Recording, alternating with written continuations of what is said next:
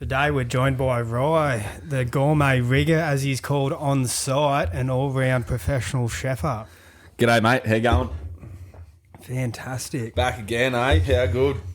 You excited? I am excited. I can't wipe the smile off my face. Jellyfish with a horn on it, eh? Oh, mate. You Really could revved up. put a horn on a jellyfish like a beaver on a bit of driftwood. How fucking fun are these things? Yeah, they're pretty good. I couldn't wipe the smile off my face coming onto it the other day. Yeah, I can't get over how fun talking shit with your friends is. So it's an easy thing to do too. Been practicing. Just flows off the tongue quite well. Yeah, been many years of practice to get to this stage. Shit talk, plenty of shit talk in the kitchen, mate. Yeah, we're going to bit of kitchen talk today. Yeah, we'll touch on a little bit, I reckon. Where'd you start off your trade? I started in Merimbula RSL club down south. It was quite good. It was a pretty hard little transition. I didn't want to go back to school, and my year advisor told me I'm either going to expel you or put your head down. And I decided that I needed to get myself a job, so I went to the RSL with Mr. Derek Philliston. Really? The first executive chef. He was a bit of a hard man to deal with, yeah. Yeah, head chefs are notoriously hard men. They were. In Especially and outside back the in the kitchen. day, in those early years, it's changed dramatically now, but back then it was pretty hectic. Why are they so angry? I've heard nothing but they're just the angriest Just pressure. people. There's a young bloke named Clay Podger. I used to shout out to Clay. I used to work with him, and he took me under his wing a little bit, but he was a ruthless man. He didn't let you get away with anything. There was pans flying left, right and centre. I think it's just you're under so much pressure to produce so much food so quickly, and Just the industry. it's just a hard gig to get through. If you can't compose yourself, you fall under the wayside. And How come you always fall under the wayside now? that's a tough question to answer, eh? Life gets in front of you, I reckon, Evan. Can't handle the heat, get out the kitchen, That's as they it, say. yeah. And I'd had enough, mate. I'm glad I got out when I did, but it was a good time. 17 years of doing it. It changed me. It gave me a pretty good level up into a lot of other aspects of my life. So it certainly was a good time. Would have shaped you into the cunt of the man you are today. Yeah, pretty much. You meet a lot of good people along the way. I think that's the best part, but Podge is a hard man to deal with at the best of times. very good fun on the piers. Oh, he's a And- weapon. Yeah, nothing safe around Clay, No. ever. Carries on a tree. He just gets right into it and knows how to carry on. Yeah. One day turns into 2 and 2 days turns into 3 and you party till you puke. Yeah. Pretty much. Party till you puke. Couple of good shirts that used to get around back in the day. Yeah. Is that what that was on, like written on the shirt? Yeah, Party till you the puke. old JJ special. I think there's about 10 of us that's got him. Huffy was one there, and Half we a just time. had a big He's big actually bender. he's a big time listener, Huffy. Is he? Yeah. Yeah. G'day, Huff. You'll have to get on here and have a bit of a chin wag. I reckon No, you'll do red hot on this. No, he doesn't want it. He's spooked. He's scared. Mate, I was scared I talk at to first. him. I talk to him all the time. It's sweet. I just keep telling him that he's scared. Nah, mate, you just got to get out of your comfort zone. No, he's real happy. He's just doing his thing, doing working, keeping fit. He's like fitness as like he's fit as fuck. Always in the Complete gym. 180 of what it was like 15 years ago. Oh, he might have played up a little bit, but then playing up nearly cost him his whole fucking life. Yeah, that's true. So- He had a bit of an injury there, I remember. So yeah, been heaps more sensible. He's real good to talk to. Me and him like every couple of weeks we'll have a good yarn on the phone and carry on. Yeah, perfect. Fucking good for talking shit. He's still got it.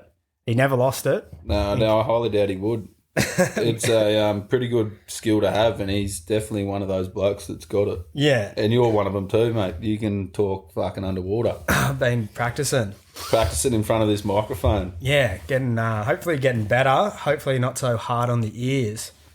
I'm sure there's plenty of listeners out there right now that are enjoying themselves, having a laugh Yeah. at the expense of others. I fucking hope so, because I've been telling some fuck stories about myself and really opening up so everybody can know how much of a piece of shit of a human I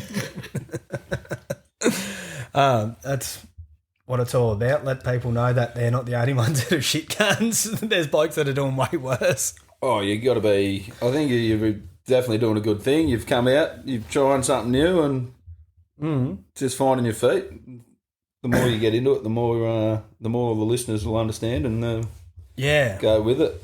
It's definitely one of the funnest things I've done, especially like doing it completely sober has been the totally new thing. I'm amazed that you're doing it completely sober. As soon as you said we're doing a potty the sober, I was like, fuck. Where's straight the to the fridge, give me a tin. Yeah, take the edge off yeah, things. just to calm the nerves a little bit. You do even now, still a bit nervous, but it's comfortable. Yeah. It's I like see getting you've your got prostate checked. It's a little bit uncomfortable at first, but you learn to like it. One of the boys said he went to get one yesterday. They don't even do it like the old school. He was super disappointed. Yeah, I wouldn't bother. No, he was offered. He was like, "Oh, I don't even want one done anymore. No, if you're not going to stick your finger in me bum, I don't want it." Yeah, one of my mates, he's just gone through a bit of prostate shit. I was just like, so what, they been tampering with you flat out there, brother? He's just like, nah. He's like, it's all done in a blood test. Yeah. I'm like, so did you tell him that you didn't even want to get tested unless you're jamming a finger up the arse? Not a chance in hell. He was out of there. Oh, I reckon they should test your blood and still jam a finger. Give you the option just to tickle the fucking freckle a little bit, you reckon? Yeah, just put one finger up the door as they're taking blood, so it just feels like it's... Finger up the door. Do you get that very often when you're with a lovely little female or what? Oh, we've discussed this on the podcast before. Oh, have you? Yeah. Oh, I missed it. Jesus, I need to tune in better. Yeah, I have been tampered with. Yeah, I'll go down the avenue and say I've been tampered with a little bit. Yeah. Every time it happens, there's not much you can do about it, eh? Especially when you're the one telling them to jam their finger in your ass. Jam it in there, and then afterwards you're like, oh, what did I do that? What did I do that for? You're like, I was pretty revved up. Tighter than a Roman sandal. Yeah, you're just like, fucking get it in there. Maybe that'll... But fucking horn on a jellyfish, back to that. Yeah, Jesus. Then you just feel dirty and you're like, oh, what have I done? Go straight to the shower, have a wash. Yeah. Make sure there's no shit on your ass. And don't lick a finger afterwards. No, well, fuck, depends how many tinnies you've had. You might get too excited sucking on the finger. Yeah, going back to your apprenticeship, there's a few good fucking stories that Mate, came I've out got of a that. couple. One that comes to memory pretty quickly is the they used to do the $800 payment thing into your, like, tools for your trade sort of thing. I think it's a bit different these days, but back then they just put $800 in your account. And now I think you get it over a course of period. A course of time. But back then they pretty much give you your tools at the start of your apprenticeship, like your knives and all that sort of shit that you need to go to TAFE and whatnot. And then I think you got 3 or 4 payments over a course of fucking 2 years or 3 years. But we were on a big night out and I was with Podger and we were walking up Main Street in Merimbula. And got that, and you got all that cash sitting in your account and buy tools. And I knew that I had it sitting there and everyone was keen to get right on it. So I was like, fuck, I've got $800 in my account. And Podger just looked straight at me and was like, we're going to the fucking ATM. And we fucking trudged on down to the ATM and we got halfway up Main Street and bought 20 pingers and the rest was history. So my tools for my trade went straight to the boys having a fucking red hot go at it, and I didn't utilise that for anything to do with cooking whatsoever. So what were you just? They were giving you all hand-me-down knives after that blowout? I had my little kit already, so I didn't really need much, and my idea of being a chef was always just to be partying flat out. Yeah, well, isn't that one of the tools of the trade? Well, it is. They don't teach it at TAFE, but you learn it pretty quickly.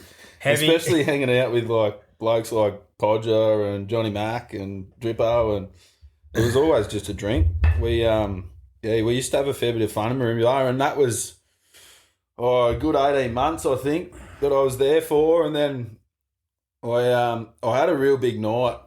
Remember the 3-band night at Was that at the Gulfie? At the Gulfie, yeah. That was fucking always a real good night out there. And I don't think I ever made it over there. I don't know. Because I would have had to get a taxi or some shit. If it wasn't in walking distance, I wasn't going. Yeah, no, it was well worth the cab ride, I reckon. Because this one night, I was supposed to work the next day, and we had a real big night, or real big day leading into it, and then we got to the 3-bands night.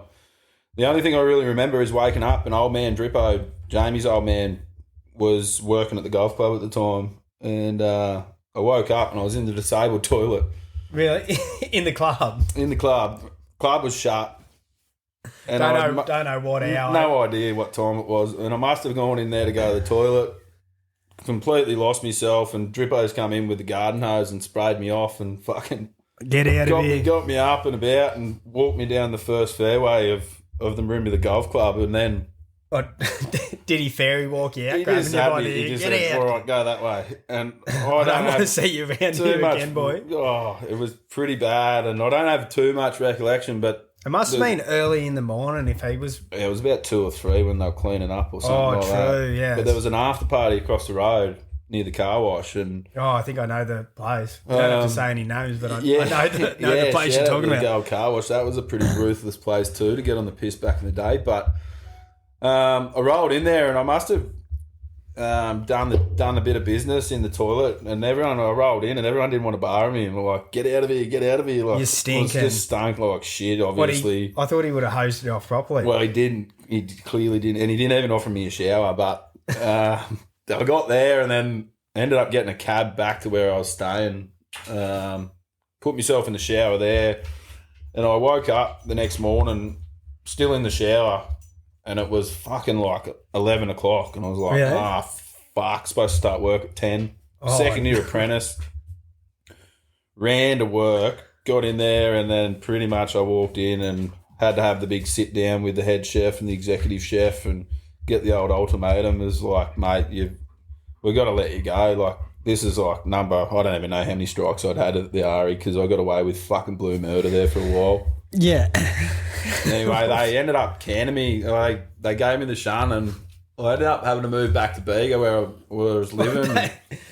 So after that incident, that was... Yeah, that was the end-all for the RSL for that little instance, because further down in my career, I ended up back there, but that's another story. But they said you might need to go cool off for a bit. Well, I was only... Fuck, I don't know how. I was only 19, I think. Like, I was just carrying on way too much, and Merimbula itself, there's so many good people down there that you just carry on and have a good time. Yeah, over people and over get again. Extremely keen for a frolic down there. Week in, week out, day in, day out. Doesn't really matter. So it doesn't really ease up around that area. Nah, if you don't fucking put the effort in to continue on that or get yourself out of that, then you're pretty much stuck. So anyway, I got fucking shunned. I had to move back to Bega. Shunned. Moved back to in with a couple of mates, and I just got back on the Hong Kongs real flat out. I didn't know if I wanted to keep cooking then at that stage. By that stage, what were you, like 2 years into your apprenticeship? Yeah, it was like the end of my second year. So I was got like the syndrome. So that whole time you would have been pissing it up with little to no money, paying rent at a place. That would have been taking majority of your cash. Correct. And then would have just been living off like staffies. Off RE feeds, yeah. Staffies. And they were pretty good too. They were real good. But the feeds and the piss that you'd be able to snavel out of them. So much fun. No piss out of the RE. They're pretty strict on that. But we used to get a good staffy at the end of it. Yeah. Everywhere I've worked, I've always ended up with a good staffy. Like, if we're going to cook all this food and you're not going to feed the workers, then you can get fucked, really. Yeah, staffies are wicked. I was dish pigging at this joint, and he used to, end of the night. Get us a tin, eh? That's the main reason we got the producer. Yeah, shout out to the new producer. We didn't have him the other day, but Dale's hit the laptop watching what goes on. I like it. Nice addition. Yeah, it's sweet. Yeah, and I used to get a can of Coke at the end of the night. I wouldn't get a feed or nothing. No feed, yeah. Fuck that. Can of Coke. You're busting your ass. And the dishies, like, shout out to every dishy out there. They're the heart and soul. If you don't have a good dishy, your kitchen is fucked. I was in there, and you had to try and stay sober to go into work, and you're doing these shifts at like Thursday, Friday, Saturday night. It's that hard to stay sober during the day when you're a young man. Absolutely. Early, like I think I was 20 and just going like, how am I going to stay sober for this? To be a dishy, mate, carnage. I remember the RSL, like Dale worked there, the new producer worked there actually, and used to pile up, like bane tray after bane tray. And it's hot in there, you're sweating it out over the steam. Horrendous. Like, they wouldn't finish till fucking midnight every night because there was just that many dishes. And it was a busy place. It was a really, really good place to start my apprenticeship. And then get the arsehole from. And then get arsehole because I just didn't learn from my mistakes. And it took me. I still fucking don't learn from my mistakes, but it sort of shaped me into a good understanding of how the industry works because they offered so many different avenues of what cooking was about. They do functions. They do canapé sort of stuff. They do bain marie. What's your canapé type of stuff? I like like everybody fingery food sort of things. Yeah. What's an example of your finger food? What's your favourite canapé to whip up? Favourite canapé? Is that like deviled eggs and stuff? Yeah, you can do deviled eggs as a canapé. How good are they? Oh, they are tasty. They're sick. They usually come out at Christmas and around. Yeah, they're not bad. Your aunt normally whips them up or something. You go around and they got the deviled eggs whipped up. The egg yolk, the egg yolk mixed in mayonnaise, a bit of paprika on top. Yeah, they're sick. Yeah, they're not bad. I don't know, like the seared lamb backstrap with a little bit of basil pesto on a crostini used to go pretty good. Oh, with some the crostini, a nice is that just homemade hummus? It was a crostini. Yeah, it was like a crouton. Yeah, they're a hard bit of crunchy bread to go with the juicy lamb. That was a pretty good one. Johnny Dark was a specialist. He was another head chef I had that further down the line. He was the man that gave me that little bit of inspiration. But that stuck with me for all these years. I used to use that all the way through if I was doing a function or something. Like that type of canapé and stuff. Yeah, that was always sort of put on the menu. Yeah. And you find those things, like I went from going from the RSL to moving back to Bega, not wanting to cook at all, and then I ended up at the commercial hotel in Bega. Yeah. Shout out to the commercial hotel, actually. Good schooner there. Yeah, not a bad beer, and met this bloke, Rob Cochran, who sort of inspired me a bit more. He was not spend your whole paycheck on pingers. No, he reminded me. He's pretty much like a podger as well. He was just a wild dude. We had some real good nights together, and I ended up doing a few little nights at the Bank Hotel when it was open.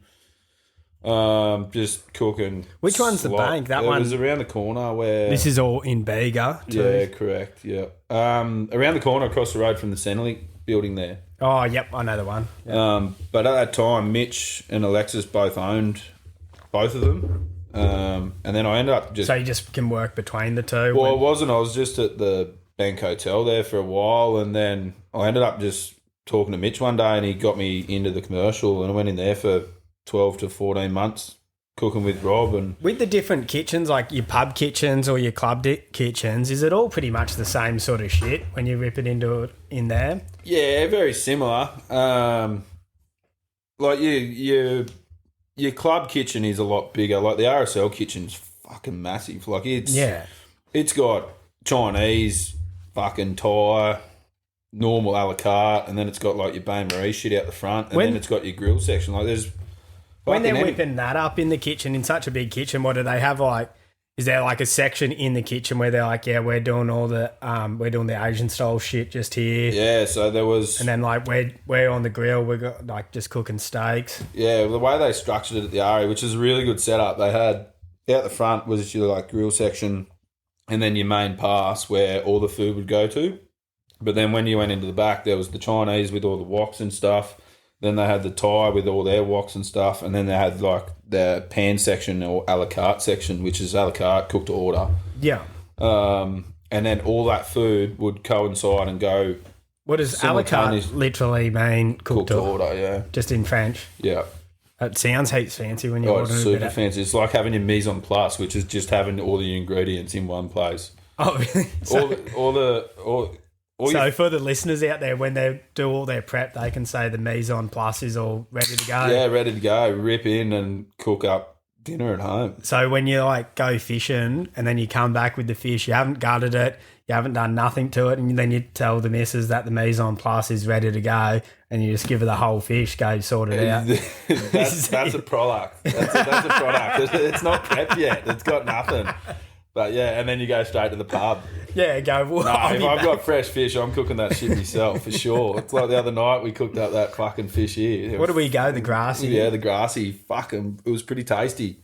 Yeah, pretty limited supply on ingredients, but we come up with a pretty good little spiced grassy with some hand cut chips and a black bean and chickpea ragu. It was quite good. I was dipping, chucking the ragu on top of me fish and stuff and ripping into it like that. Yeah. What consists of a ragu? Oh, it can be anything. It's pretty much just a wet stew, more or less. I would probably best describe it. Again, I'm pretty sure it is a French term, ragout.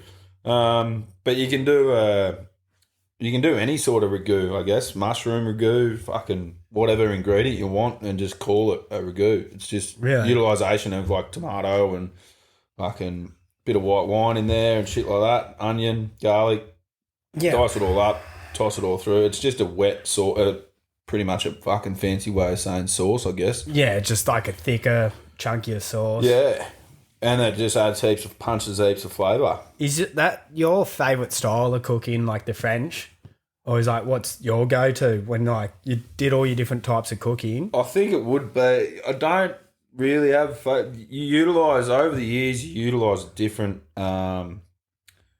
sort of influences. Like there's restaurants that I've worked in where you've got to change, sort of like adapt to what that region is, or like a French or Italian sort of thing. But being in Australia, a lot of that influence has been modernised so much to the point where it's got that Australian influence on it without actually having, it's like modern Australian, they call it. Yeah. And what is that, just because the ingredients you've got here and stuff like that? Would that... I don't think it's necessarily ingredients. I think it's just the way we have perceived things over and changed things over time. Like you still utilise those classical French ways of cooking and like those English ways of cooking, but there's so many influences. Like you've got fucking every other country that comes here and tries to do it. You got the burger joints, you got the Chinese, the Thai, the Indian, the fucking Pakistani. Every country that comes to Australia wants to open their own restaurant and bring their own influence of food. So it is a big melting pot of cultures in Australia. Yeah, well and truly. And that's a good thing for the food industry too. Like the Asian fusion thing just took off massively in like the last sort of, I've been out of the industry now for 2 years. So, but before I did get out, I remember leaving Canberra to go back to Bega to open up my own place, and which was a fucking show. Like it was hard work. I could be a head chef in a lot of places, but owning your own place, like, hats off to fucking any cunt that fucking has longevity in a fucking restaurant, because it's just stressful as all fuck when you're an owner. Would you want to get away, like if you're owning a place, would you want to get off the tools a bit more? It's impossible too, I think, because you've invested so much into it, so you don't...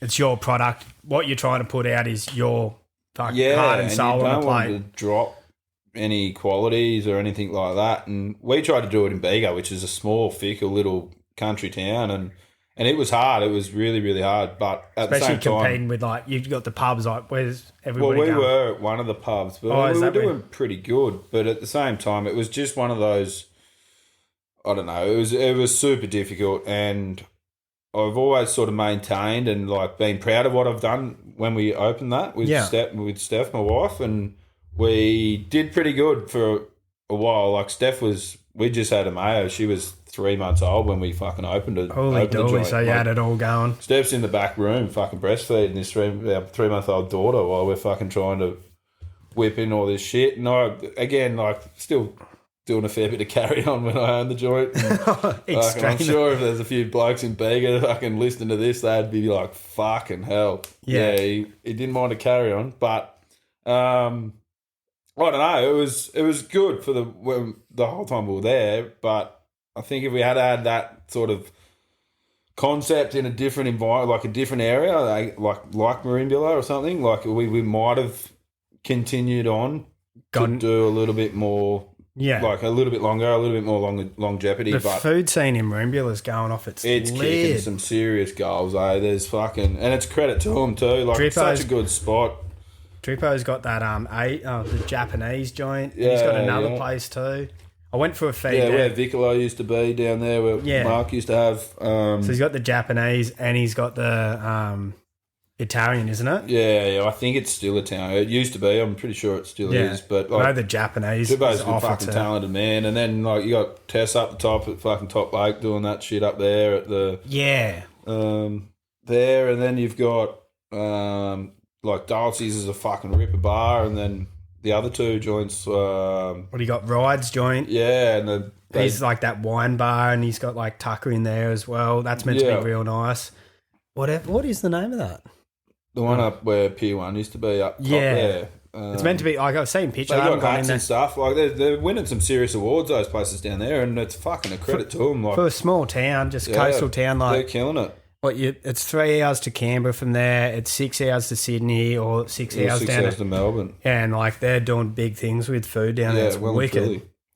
Which is a really good fucking thing. And in this day and age, it's fucking tough going. But with the uprising of costs, like I remember being an apprentice, man, and you look at prices of shit and you just go, holy! You look at it now and it's just fucking mind blowing. Like trying to be a fucking head chef and running a good tight food cost in this day and age would be fucking hard work. Well, isn't it like now you got instead of like making your own schnitzels, you can go get schnitzels pre-made for like fucking heaps less shit, just like little things like that. So people, like heaps of places you go to, they don't even make their own schnitzels and No, shit. you can cut so many corners. Everything, there's so many pre-made fucking things. Like, Yeah. But at the end of the day, You can tell the difference in the product, though. everything's better when it's fresh. Oh. Like, doesn't matter. Like years ago, they cut out making fucking being able to make your own mayonnaise because some cunt nearly died, and like. What, so you just Like- flat out not allowed to make it? Nah, it's all frowned upon pretty much to the point where, it's illegal. But like a fresh mayonnaise compared, like they make a really good mayonnaise, but at the same time, a fresh mayonnaise that you make yourself is, Fresher is better. I believe, is much better than the one you get out of a fucking 20-litre bucket or a 10-litre bucket. Yeah. How good's Kewpie mayo? Oh, Kewpie's not too bad when you fucking got the little Asian fusion stuff going on. That's Yeah. had a big influx on as well. Like you see that in fucking takeaway shops now. Oh, everything's got Kewpie. Yeah. Like I buy the thing. I like the Kewpie mayo just to have in my fridge better than the regular mayo. Yeah, well, and Julie adds that little extra And fucking zing to it. if you want to make flavour, something a bit Asian-y, you just put a bit of soy sauce in. yeah, put that Kewpie mayo and sriracha, and you're Yeah. like, yeah, now this is like Asian. This steak's just become an Asian Yeah, steak. you're laughing. yeah. Going back to like, so you got to your apprenticeship, you got kicked out of the bolo. You're back in Bega. Yeah, and I went to the commercial and had a fucking red hot time there. It was real good. And I lost all my passion. Like after I left, I was deflated as fuck. I was just like a full burnout from burnouts. just full cooked myself pretty much. They reckon it's better to do a burnout than to fade away. And that was early on in the piece, but I don't really think I cooked myself. I was just over being in an industry, I guess, and like. Yeah, being on the piss 7 days a week and work. Second year syndrome is pretty rife. Like I've seen it flat out, especially as I got older. I'd see it with like the second year apprentices that were coming through. That you get to that like second year, end of your second year, and you're just like, "Fuck this! Like, what am I doing with my life? Why am I doing this?" It's one of them sports that you'd want to be doing if you got to have a passion for You've cooking. got to be fucking fully committed all the way through, and You can't just sort of half-ass it. Like, with being a chippy, you could get away because, like... well, the worst thing is, man, you miss out on everything. So that's why you got to be fully committed. Like, you miss out on your late nights, you're doing split shifts, you're fucking working ridiculous hours, and then you don't have any weekends. So, like, your days off are Monday, Tuesday, if fucking... Yeah. Like, usually, because your busiest days are Friday, Saturday, maybe the Sunday if you're open. So you miss out on a lot of fucking shit. Like, you got to sort of sacrifice a heap, and I never learnt that you got to sacrifice heaps. I just was the fact, it's Friday night, everyone's going out, I'm going out. Saturday night, everyone's going out, I'm going out. But yeah, just running off little to no sleep over the and weekend. just heaps of Red Bulls and heaps of V's and stuff like that. And a few other little extracurriculars if they fucking chimed in. But whatever can get you going. But like when I went back to the commercial, I ended up getting my passion back because I had nothing. And then I was working there one night and I sort of started to look after not take on a head chef role, but I was sort of in charge a couple of nights a week, which fucking they put a bit of trust in me. And Just on the sort of quieter night? So and I was sort of taking a bit more control of the kitchen and looking after a couple of blokes. And then Johnny Dark, this bloke, rang me that I used to work with at the RSL out of the blue, and he was setting up the golf club. Taking over the catering there. In Bega? Nah, in Merimbula. Yeah, Merimbula Pambula. So, yeah, Golf in club. Merimbula Pambula, yeah. So, Three band which night. is actually now closed, unfortunately, but Did they close it? It's just the now it's just to go play with your Yeah, I think sticks it's down just a golf course now. I don't know. I haven't been down there for a couple of years, but I'm pretty sure it's just no restaurant, nothing. I don't even know if there's a bar there anymore, but there. Yeah, I think you're I think right. it's just a fucking pro shop and golf course because it's a beautiful golf course and it's a beautiful layout. Like it's a fucking red hot location. I've only just recently started playing the golf. No good at it. Yeah, it's fun, but it's Is it fucking fun, great when you play? Yeah, I love it. It doesn't look like I get frustrated though. It Yeah, doesn't look like you're having frustrated fun. when I play with fucking wankers fucking that I work with, like fucking couple of unknown people. But yeah, not going to mention names. no names mentioned. Fuck, that was a day, wasn't it? But yeah, you seem to get awfully frustrated on a golf course. You might even try and fight your mate on a golf course. Yeah, who was that? But yeah, we don't need it. We don't need to get into that. There was a couple of times actually. There was a time in Mollymook that nearly happened, and then there was another time in. Do you think that you might be the issue? Possibly. I haven't really thought about it, but yeah, maybe now that you mentioned it. But yeah, anyway, Johnny fucking dark rang us out of the blue on the work phone, and I answered. And I was like, "Oh, hello," like did the formalities. Hello, Rye speaking. He's like, "Hey, mate, it's Johnny Dark." I was, fuck, I hadn't heard from this bloke for ages, and he fucking offered me a job down at the Golfie. I was like, yeah, fuck, sweet, sounds good.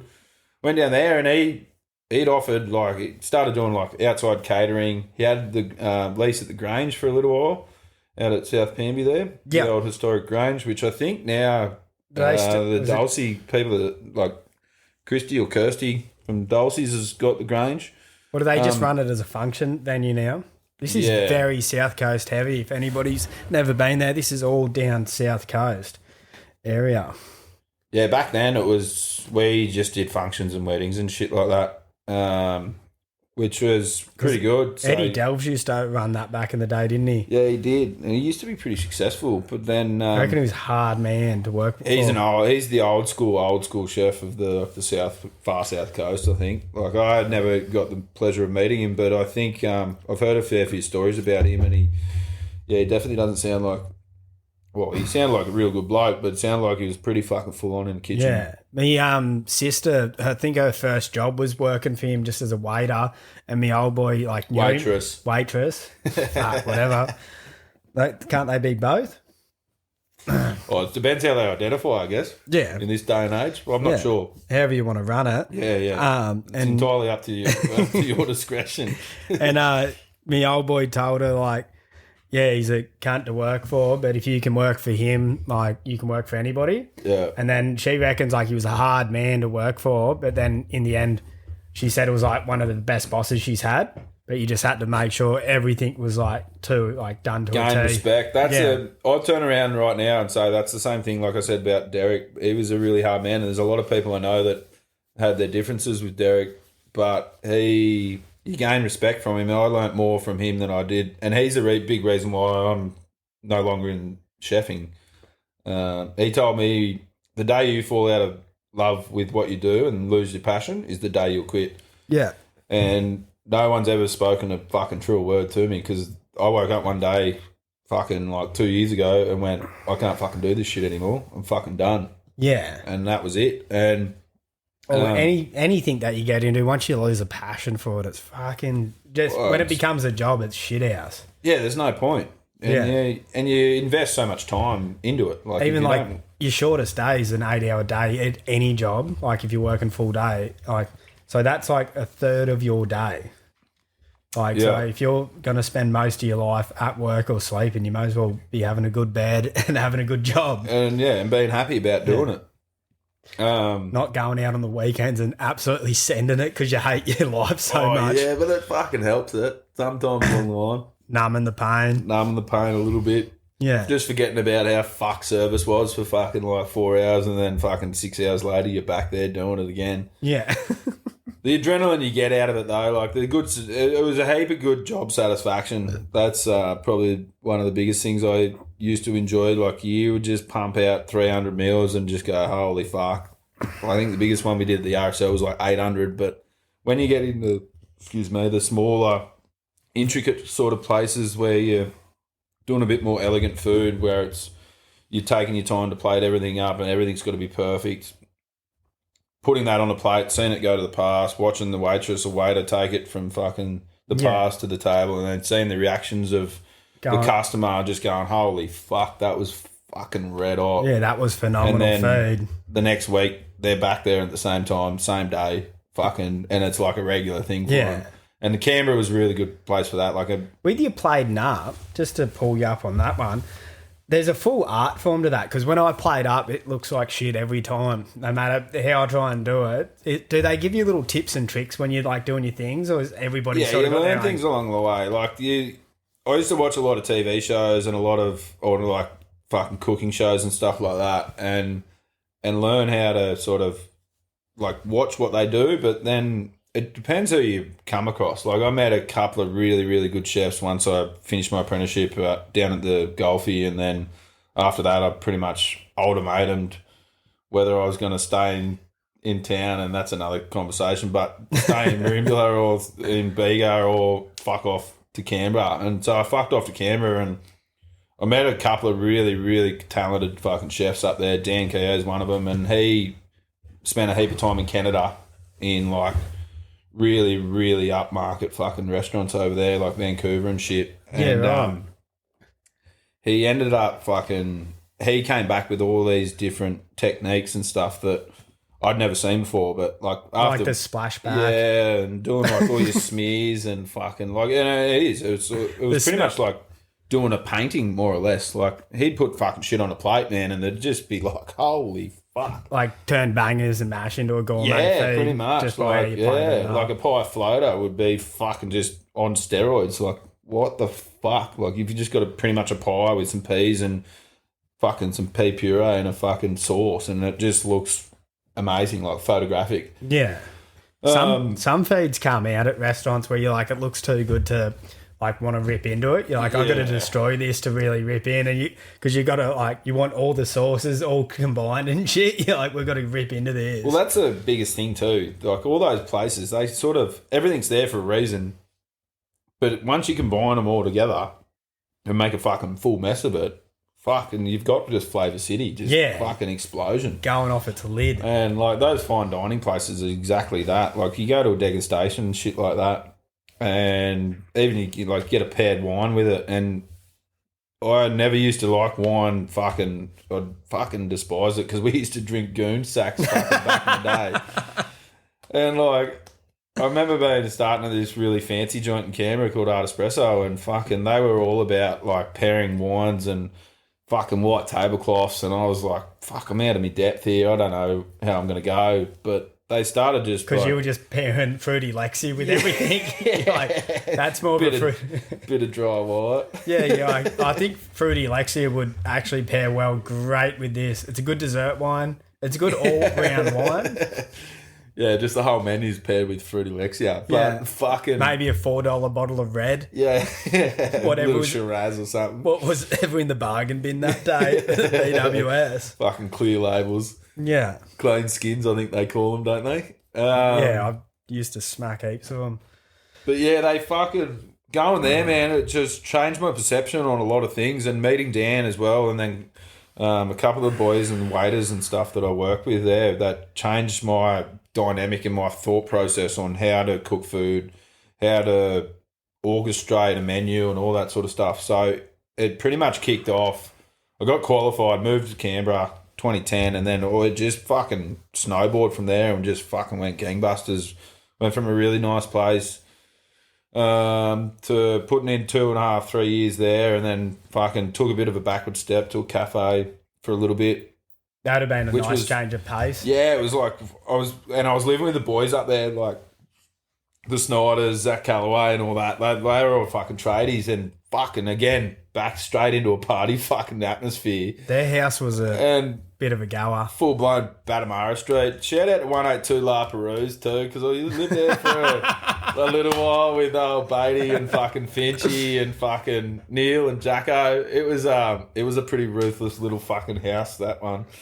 But yeah, Batamara Street was the fucking next level, and when I moved in there, it was fucking pretty good, because all the boys were tradies. So I was living with fucking six different blokes that were all worked 6 till 3. Yeah. And then I in a cafe doing 6 till fucking 3. So I'd get home and Just on the beers, playing darts, fart assing around, having a great I seen time. them playing a game of darts, but then it was like you chucking your hand up. People were chucking their hand up on the dartboard, and Do then you remember it went straight in. I can't remember whose hand it went into, but it went straight in, and this dart was just hanging out. Oh, I still get a memory on hectic. pop up on my phone, fucking like a Facebook memory of Blake Morrissey getting a fucking dart in his nutsack. Oh, And he's had two. What's he up to? He's Two had kids. 2 kids, I'm pretty sure. So it didn't affect him, thankfully. But every time it pops up, for the first 5 years, I always comment on it. Oh, that makes me feel fucked. No, Fuck, it was brutal, man. It was nasty. He's like, pull it out. But it was fucking full straight through his fucking ball sack. Like, fucking nasty little injury. I'm going to call him up later and hit him up about that. Yeah, fuck. It was brutal. I'll be fact checking this one. Yeah, no, that's I just want to hit him up. That's 100% legit fucking story. That is. Yeah. But yeah, fuck, that place was wild. And then I was at Honor, which was the cafe I was at, and then Dan, who I'd worked with at Art Espresso, rang me and he's like, bro, I'm fucking setting up this restaurant. I want you to be a part of it. I was like, yeah, fucking sweet, sounds good, sort of thing. It's all still in Canberra. Yeah, this was Cedarine, which was down on the foreshore, which I'd probably put at the pinnacle of like the best place that ever worked, the most enjoyable, the most I gained out of it. Apart from there was a couple of others, but like Cedarine was just, it's like the best place that I'd worked. Quality crew across the board, from chefs through to waitresses, waiters, fucking barman, the whole lot. It was just red hot, and we did some like really cool food. Like it was steak and seafood. We'd had a dry age cabinet in there. So, really? Yeah, so we were getting our... With that dry age, is there a bit of an art to it, or is it just it's hectic, man? Yeah. Whack it in there and just let it go? Nah, not really. Like I think we were getting like 21-day aged, dry aged like sirloins and ribeyes from out of Sydney. Yeah, and we ended up with Dan was pretty precise and pretty fucking bang on with what he wanted, how he wanted it, and everything had to be fucking perfect. Like he doing a heap of research of where the cows are coming from, or like he knew all that sort of shit. What type of cow? And we both did. We put a lot of effort into it. Like we were in there designing the joint, and we would turn around and like party hats. No party hats. Streamers. Like, we were trying to figure out like how long it'd take for us to turn from the stovetop around to the pass, and how many steps it was, and fucking like with stopwatches and shit, like trying to figure it out.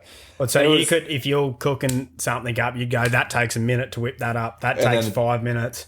Yeah, correct. And then it takes fucking 3 steps and 2 seconds to go from that side of the fucking kitchen to that side of the kitchen, and just orchestrate it perfect. And we didn't have a massive kitchen, but we had a fucking kitchen, and we got it to the point where it would just hum along, and fucking, it was a good place. But is it a full art form just doing your kitchen set out, like, so then everything flows really well? Yeah, well and truly. Like, you've got to have your systems in place to start with. And to make it, like, so then you can, if you're cooking up a steak, you know that it's going to take 15 minutes from the time you get that order in or whatever. Yeah, and then you've got to communicate that back and forth with each and every worker, and then you've got someone who's running the pass. And running the pass is pretty much like you're the head chef. You've got fucking complete control of the kitchen, and then you've got a couple of fucking... Where's running the pass? Running the pass is in the front, where you're pretty much sending all the food straight out. So all the food's coming to you. You're either plating up, pretty much you're plating up all the ready to go food. Are you the bloke that's flinging out the dockets and to then the you're boys? just fucking picking up dockets and orchestrating. It's like fucking you're the conductor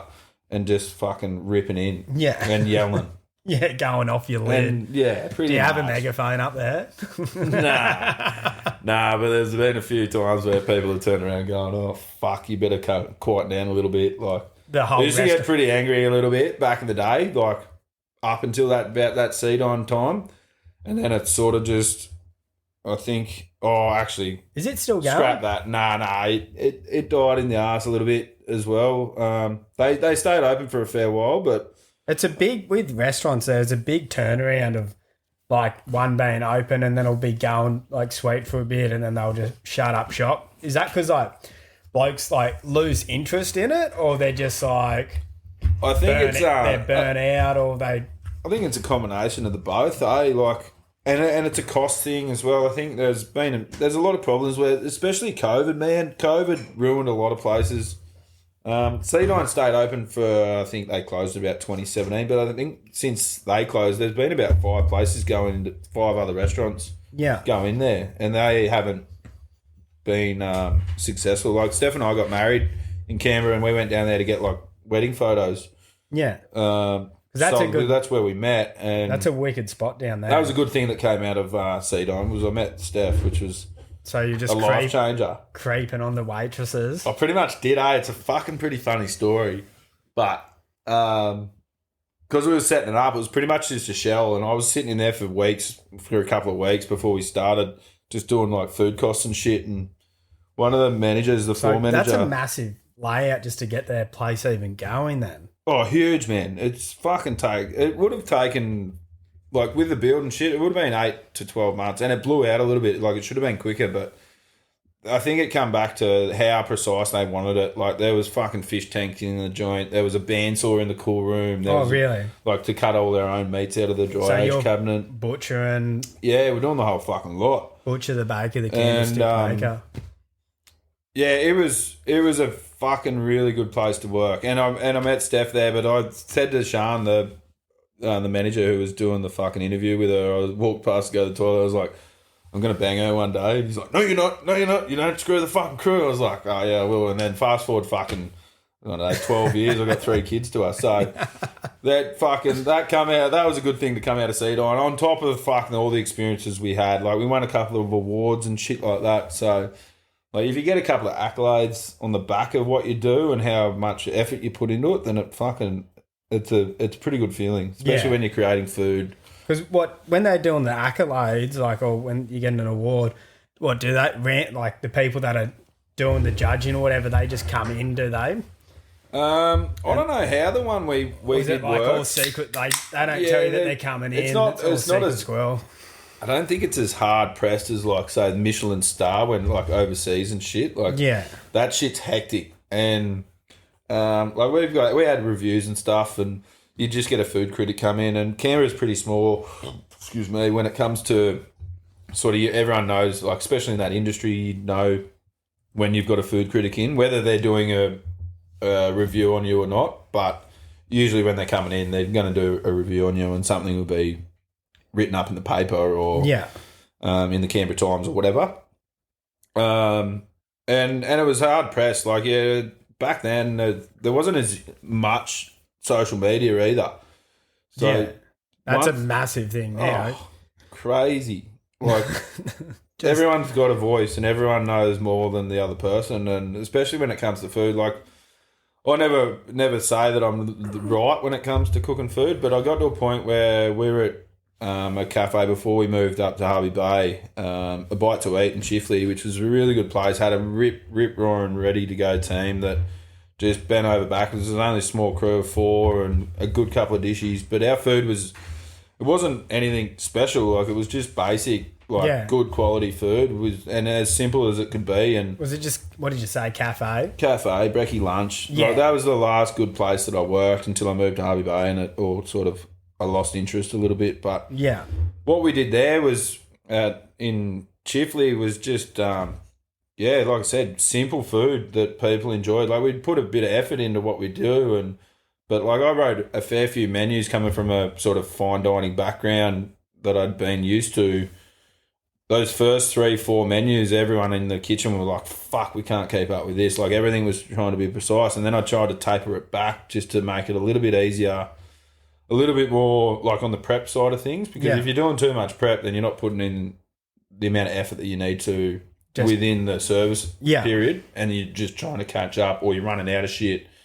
So we just tapered it right back and had good conversations with like the crew and shit, and by that stage like we won a fair few awards there as well, like best cafe, best fucking lunch service for a cafe, best breakfast and shit like that. So especially with your cafes, they don't need to be anything real fancy, just as long as like the food's just on point. Like you're going there for a bacon and egg roll, you just want like a decent thing. Yeah.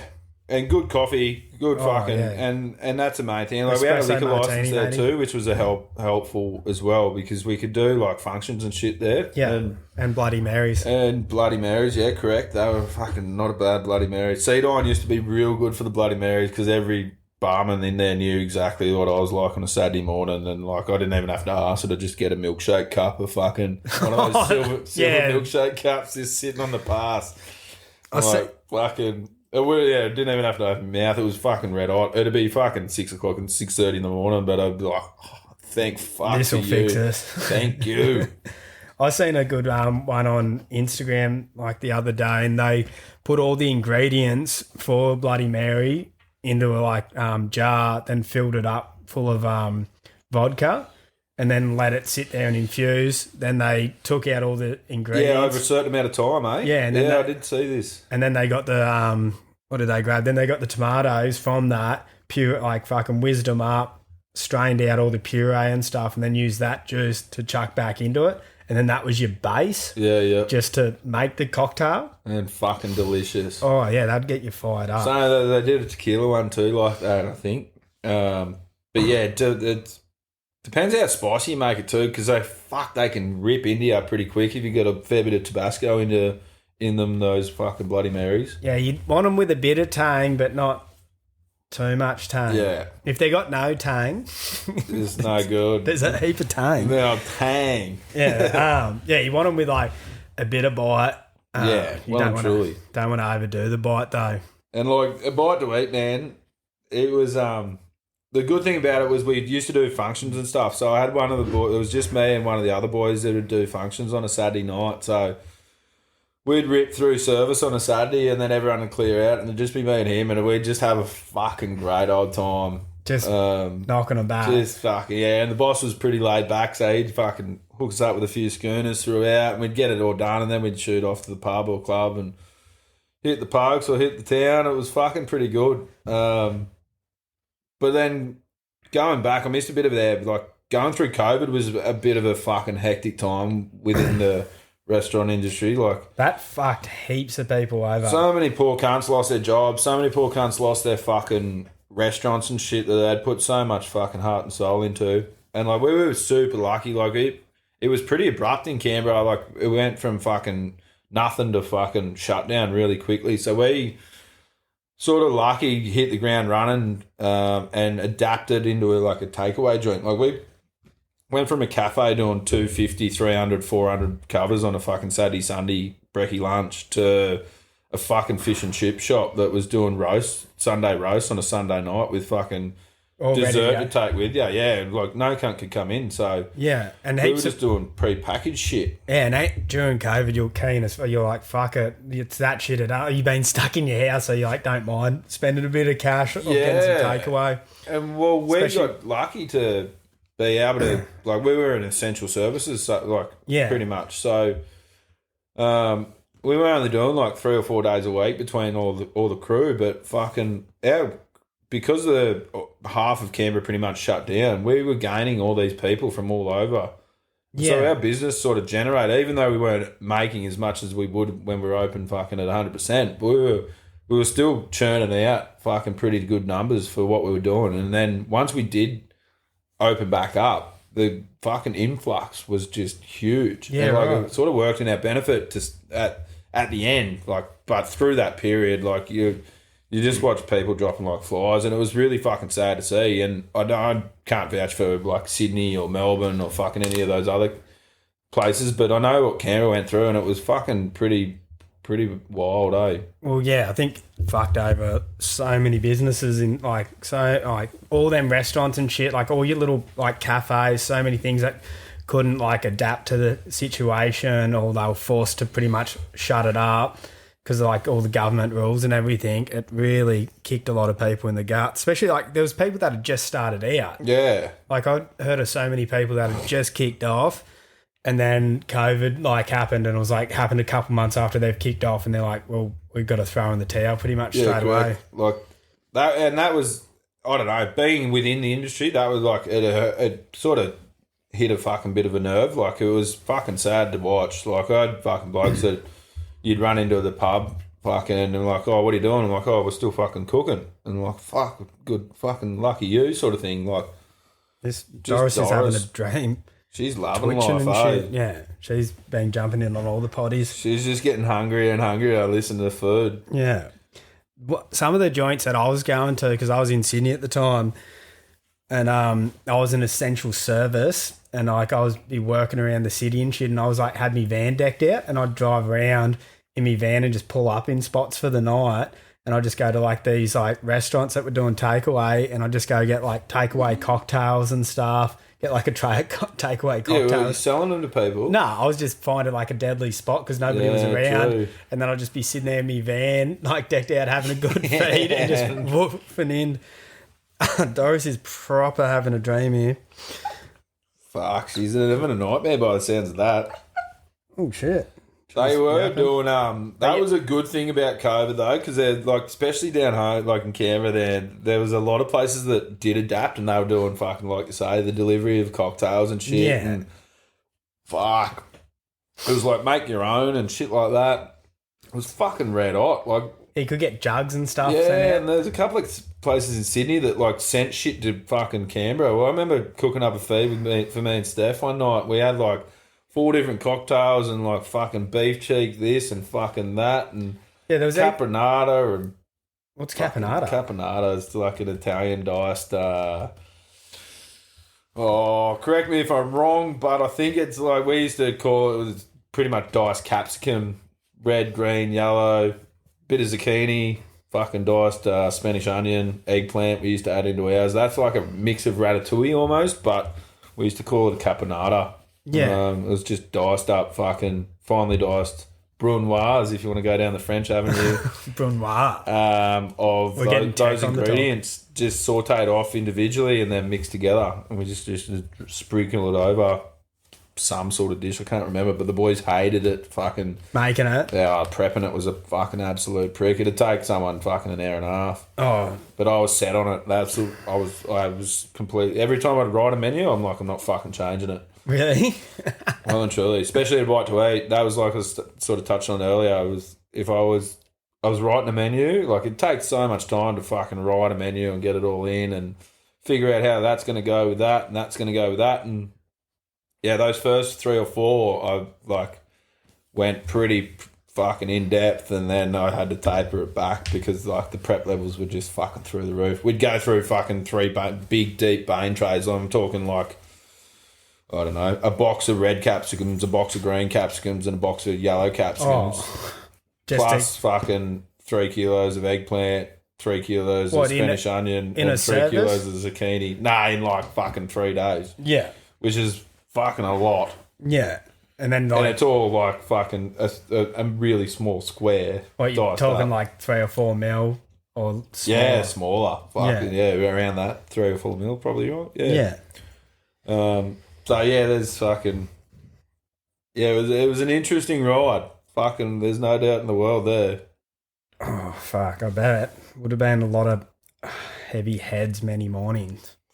Yeah, and a lot of like not sleepless nights, to be honest. Like Stressing. Nah, not sleepless night. Like I just continue on through. If I was taking it a totally different direction. Yeah, no, there's no stress levels on those nights. If I fucking.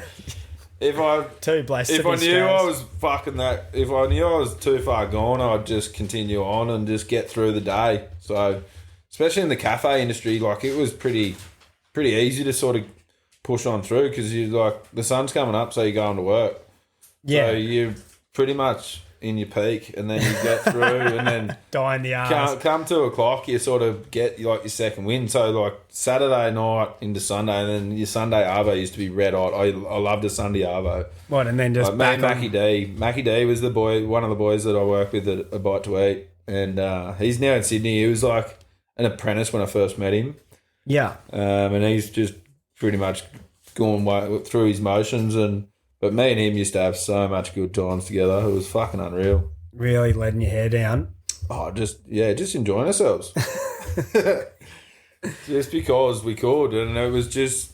And we went through all these little motions together, like the COVID and then the menu change and all this shit. Like it was... And then I fucked me hand when I was there as well. I I was washing. Didn't even do this job at work. This fucking injury at work. I was at home. So you've been dealing with knives your whole working career. This is a and then cunt of a story, man. takes This you is down at home. Fucked. Like I should have.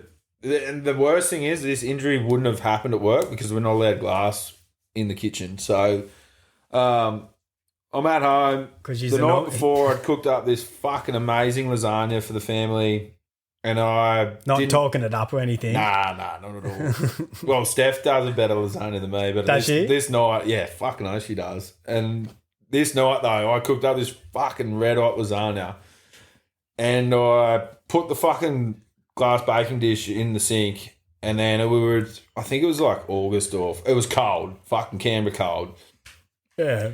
And I went in there to wash up the next -10s and day. shit in Yeah, Canberra. like fucking freezing. Anyway, I went in there to fucking wash up, and I've just put it straight onto hot. And because it was cold water and it was cold sitting in it while it was soaking overnight, There we going for time. the fucking I went to pick it up out of the fucking hot soapy water, and Yes. it's just fucking cracked because I put hot and cold into it. Yeah. And it fucking gone into me hand, and I was like, I looked at it and I was like, fuck, there's nothing there. That's a piss ant fucking cut. Yeah. Like, but then I was like, was it just like a sharp little jab into you? yeah, it was nothing. Like, I've cut myself heaps worse than that with a fucking knife and shit. And I looked at it and I was like, fuck, and I felt it, and it just felt real rigid, real fucking, like there was something in it. So I was like, fuck, I've got to go to hospital. There's glass in the cunt. Yeah. I'm not going to try and... How's it when you try and pick something out at home and all you're doing is Yeah, opening just up and cut worse and you're... Fucking make it 10 times fucking worse. So we had this lovely little old lady next door, Robin, and I had to fucking go next door. I can't remember. I went next door to her because she used to be a nurse, and fucking... Anyway, she's like... I said, Robin, I fucking cut myself. I've got to pick the kids up. It was just a fucking show. And then I ended up getting Mac to fucking come around, take me to hospital. He's dropped me off because he was going to your work. apprentice. Yeah, my apprentice. And anyway, I fucking got to the hospital. I'm sitting down.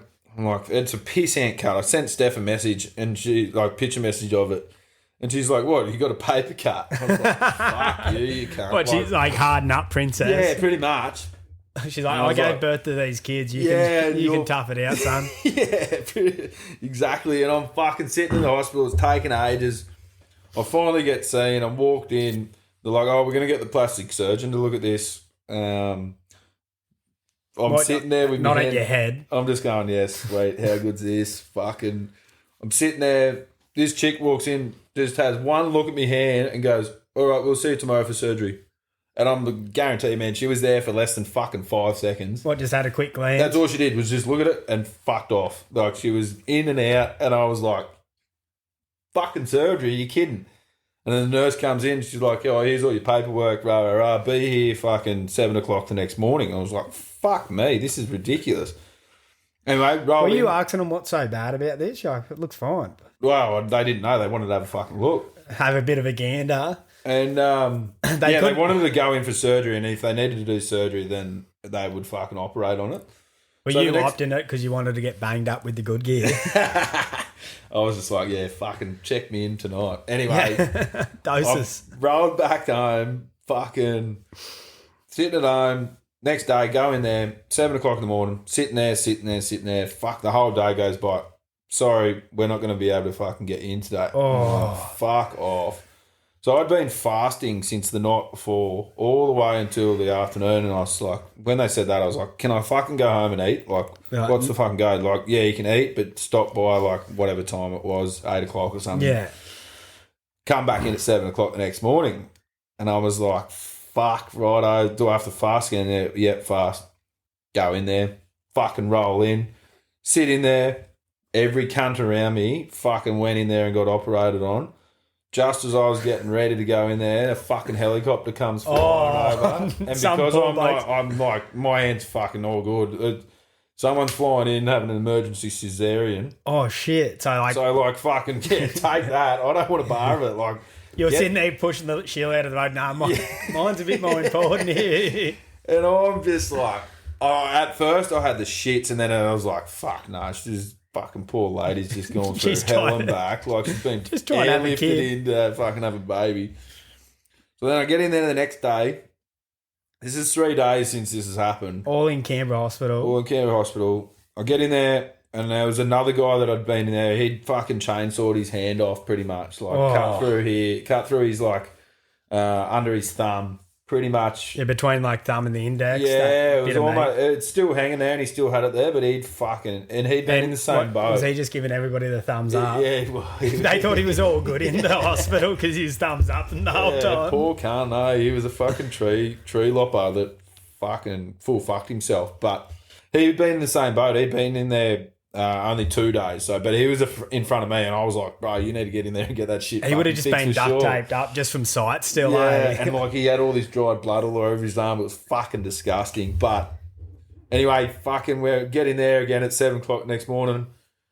Old mate's been like, all right, we're going to go prep you for fucking surgery. So we're being whisked off to the fucking other room. And then about half an hour later, they're like, right, it's your turn. You're finally getting in there. I'm like, fucking thank Christ.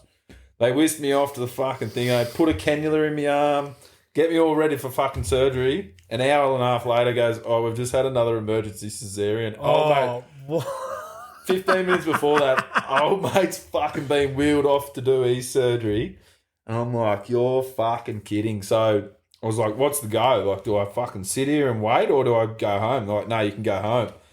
So with the cannula still in you? No, so they've ripped the cannula out. Did you say, can you just a little bit in it first? Just to take the edge off? This is fucking, I was just at my wit's end. So I fucking got on the blow, got Steph to pick me up, got home, had a sleep. Next day, 7 o'clock again. Back and they're in. like, you're second on the line. And I was like, thank fuck for that. First bloke goes in. I'm like, fucking hell, I'm next. I got on my bed.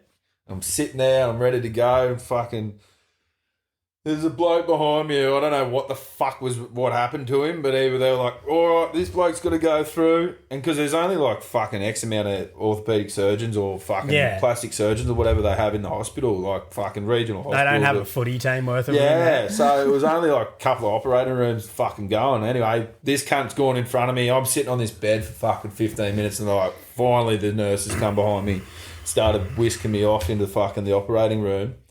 And I'm laying there, and the doctor comes up and he goes, mate, couple of things, rah, we're going to give you this, fucking rah. He goes, we've had a look at your penis and you've got a child-sized pecker on you. Yeah. We can't operate on that. And I said, that's okay, mate. I'll fucking get me out of here. I've been waiting 4 days for fucking some good news. So, and he goes, so if you wake up with a fucking cast on your hand, it's bad news. If you wake up with just a bandage, it's good news. It's like, yeah, sweet. And he's like, count backwards, fucking 10, 9, 8, 7, 6, dulce. How's it you think that you'll be, you're like, no, I'll stay awake. Yeah, super confident. Yeah. Fucking super I'll make confident. it through the 10 count and it's like 8 butts. Fucking 8, 6. You get about 8 or 6 and you're fucking done. I think when I've hit it, I've hit like 6 and I'm like, nah, I'll be able to handle this, boys. I'm a seasoned vet. Yeah, fuck, nah. It knocks you for 6, that shit. Whatever it is, it's just like, oh. Maybe some of them sleepy people on the side streets might be able to handle a fair bit more. Fuck, the big hit of that. They're fucking.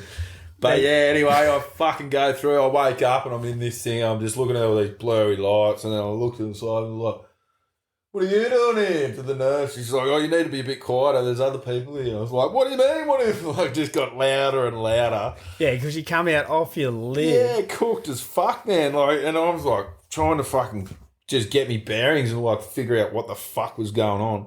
And then I just looked at my hand. And I was like, "Get fucked." Cast. And I was in the cast, 4 months off work, fucking had to do all this rehabilitation shit. What did it like where did it get you? Full pierced me 2 tendons on my ring finger on my right hand. Oh. So if it had done one, I probably would have been alright, but I went straight deep into one. And like literally 5 centimetre cut. Yeah. Just pure unlucky. And if I had done that at work. 5 centimetres, that's massive. That's, no, 5 centimetres. No, sorry. Fuck all. Yeah, sorry, I'm off my lid. But yeah, if I had done it at work, I would have been on a little bit of compo. But anyway, shit happens. Yeah, that's pretty much my story. Yeah, well, I haven't got really much more to add. I went to Coffs for a little bit, which I could add on, but... Well, I need to have a piss, so how much time we got? We can call it there, brother. Yeah, let's go. I need a piss. So thanks for having me, mate. Thanks for coming. Shout out Shirt Lift. Buy a shirt for fuck's sake. Shout out Ink Culture Barley. And then just shout out for all you people that listen to us. It's so deadly. I can't believe actually people are keen on this. It's wild. Righto. Bong on. Thank you. Thick one, bud.